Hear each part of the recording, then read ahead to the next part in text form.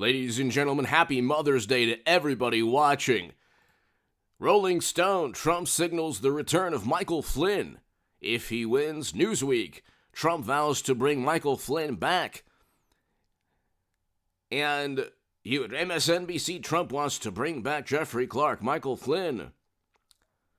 So, and then Rolling Stone has an absurd headline, as always. They helped Trump plan an attempt at overthrowing democracy. We'll just leave it at that. He wants them back for a second term. Of course, none of that is true, but let's continue. This is fantastic for a number of reasons. Foreign policy with Trump means bringing home Americans.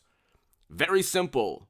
Foreign policy with Trump means negotiating deals, something Democrats cannot do, preventing hostilities and a never-ending military conflict. We are now 90 seconds to midnight, according to the Bulletin of Atomic Scientists. We are closer than ever to a serious, profound nuclear confrontation, or perhaps, God forbid, annihilation.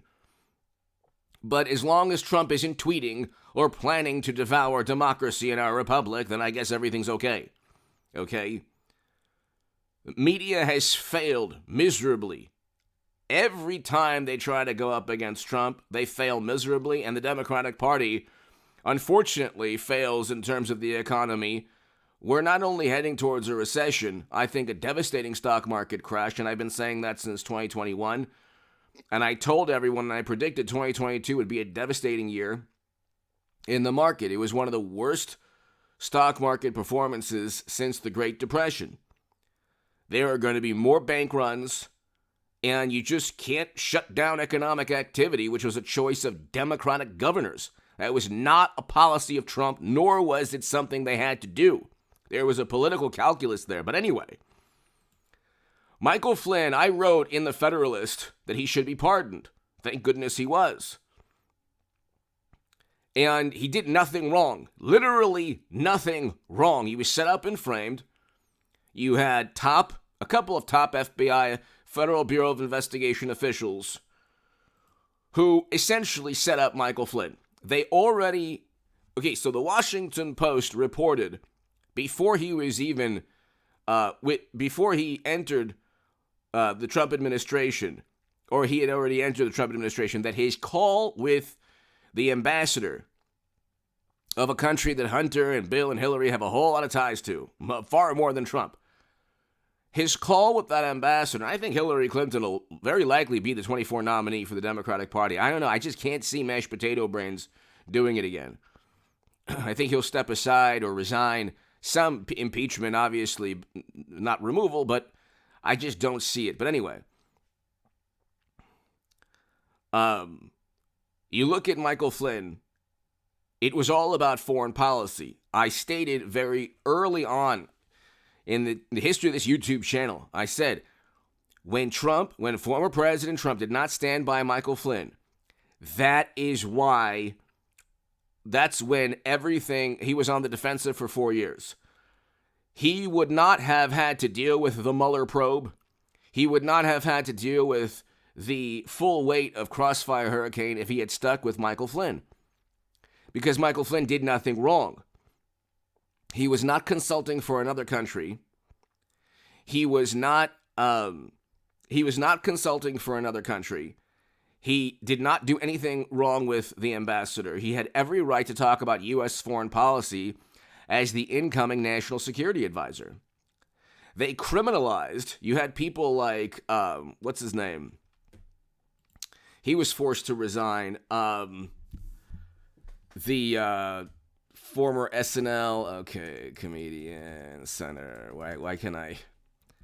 Al Franken. Al Franken became the wonderful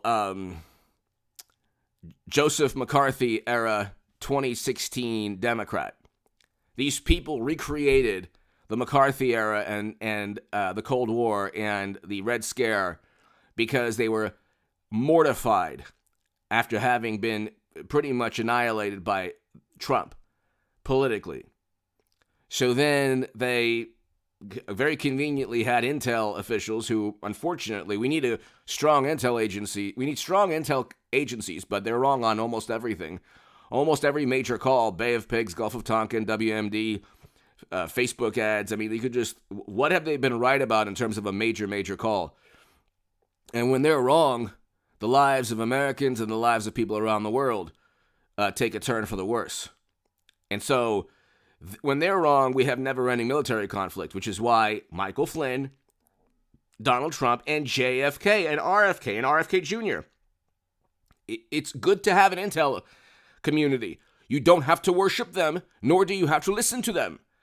Okay, because there's politics involved as well. If you are a leader of this country, they should simply give you information, and that's it. And then you decide the course of action. They were telling JFK to invade Cuba. Okay, had JFK done that during the Cuban Missile Crisis, we wouldn't have a world right now. So, anyway, Michael Flynn and Trump bring home Americans, have a foreign policy that goes after specific adversaries in a way that Democrats wouldn't, but refrains from never-ending military conflict. We wouldn't have what we have in Europe right now. The invasion, it wouldn't be an invasion in Europe. Okay. I remember watching Van Jones at CNN talk about, debate Aaron Donalds, the Republican congressman, and Byron Donalds, the Republican congressman, and from Florida. And he went to Byron Donalds and he said, "Do you want to win? Do you want to win?" This is Van Jones at CNN. "Do you want to win in Europe?" Well, I don't know what the definition of victory is. There's already been atrocities, the most terrible human rights catastrophe, while Biden and the alliance in Europe, and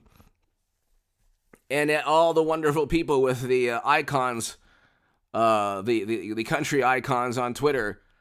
I mean, you could send as many weapons and armament as you want. This wouldn't have happened under Trump.